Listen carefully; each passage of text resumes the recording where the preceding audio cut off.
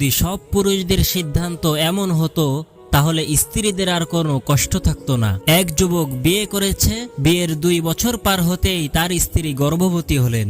একদিন স্ত্রী স্বামীকে জিজ্ঞেস করলেন, আচ্ছা আপনি ছেলে সন্তান চান নাকি মেয়ে সন্তান চান? স্বামী বললেন, আল্লাহ যা দিবে তাতেই আমি খুশি, তবে আল্লাহ যদি আমাকে ছেলে সন্তান দেয় তাকে আমি মাদ্রাসায় নিয়ে যাব, সাইকেল চালানো শেখাবো, শুধু তাই না অসহায় মানুষদের কিভাবে সাহায্য করতে হয় সেটাও শেখাবো। তখন স্ত্রী বলল, আচ্ছা যদি মেয়ে সন্তান হয় তাহলে তাকে কি শিখাবেন? স্বামী বলল, শোনো, মেয়েরা সকল গুণ নিয়েই দুনিয়াতে আসেন। আমার মেয়ে আমাকে নতুন করে সবকিছুই শিখাবে। আমার ভুলগুলোকে সে ভালোবেসে ধরিয়ে দিবে, কারণ সে হলো আমার দ্বিতীয় মা। আমার জন্য সে পুরো পৃথিবীর সাথে লড়বে। স্ত্রী বলল, কিন্তু তাকে তো আমরা সারা জীবন নিজের কাছে রাখতে পারবো না। তখন স্বামী বলল, তাতে কি, আমরা সারা জীবন তার হৃদয়ের গভীরেই থাকবো। প্রিয় বন্ধুরা,